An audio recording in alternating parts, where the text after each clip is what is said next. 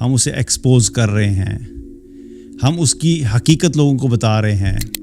البتہ ایسے گناہ یا ایسی غلطیاں جس کی وجہ سے معاشرے میں کسی اور کو نقصان پہنچ سکتا ہے، تو ایسی چیز کے بارے میں بتانا ہمارے اوپر لازم ہے۔ تو حسد میں کیا کرتے ہیں کہ ڈھونڈ رہے ہوتے ہیں کہ کوئی مجھے اس کی نیگیٹو بات مل جائے تاکہ ہم اس کی ایک نیگیٹو بات بتا کے اس کی جو ساری اچھائیاں جو لوگوں کے سامنے ہیں اس کی ساری اچھائیوں کو ملٹیپلائی بائی 0 کریں۔ آج بھی اگر دیکھیں تو کسی شخص کے گناہ کے بارے میں ہمیں پتہ لگ جائے تو ہم اپنے اوپر اس کو فرض عین سمجھتے ہیں کہ اس شخص کے اس گناہ کو پبلکلی پوری دنیا کے سامنے پیش کریں، اور اس کو نام کیا دیتے ہیں؟ ہم اسے ایکسپوز کر رہے ہیں، ہم اس کی حقیقت لوگوں کو بتا رہے ہیں، ہم اس کا اصلی چہرہ لوگوں کو بتا رہے ہیں۔ یہاں پہ اب ایک چیز بڑی امپورٹنٹ ہے سمجھنے کی، گناہوں کی مختلف کیٹیگریز ہیں۔ جو گناہ ایسے ہیں جو کہ اس شخص کے اور اللہ کے درمیان ہیں، ایسے گناہوں کے معاملے میں اللہ نے ہمیں حق نہیں دیا کہ کسی کے گناہ کو اٹھا کے لوگوں کے سامنے جو ہے وہ نشر کیا جائے۔ مثال کے طور پہ اگر کوئی شخص اکیلے میں شراب پیتا ہے، اگر کوئی شخص اکیلے میں پورنوگرافی دیکھتا ہے، اگر کوئی شخص اکیلے میں کسی لڑکی کے ساتھ جو ہے وہ ایک ریلیشن شپ میں ہے، اس کا پرسنل گناہ ہے، وہ اپنی ذات میں غلطیاں کر رہا ہے، وہ اس کی وجہ سے کسی کا حق نہیں مارا جا رہا۔ تو جو اس کے اپنے پرسنل گناہ ہیں ان کو اٹھا کے کبھی بھی پبلکلی نشر نہیں کیا جائے گا۔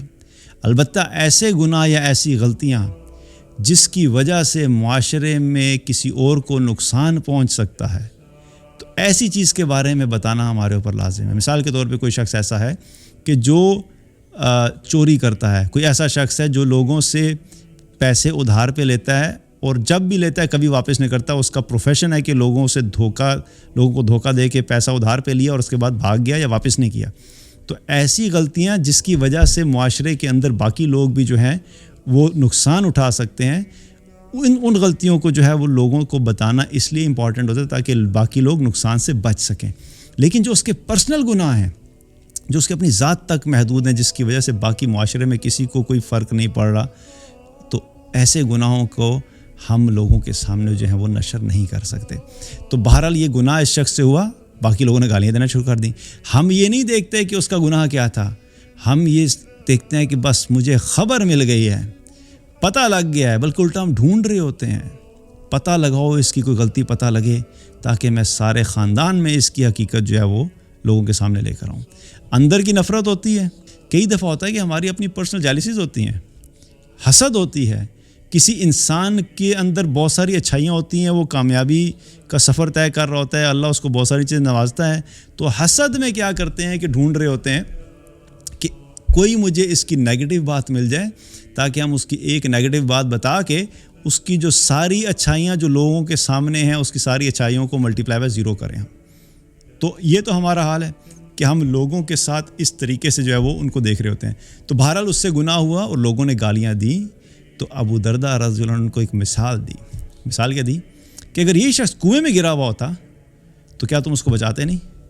اب وہ ان کو ریئلائز کرانا چاہ رہے تھے۔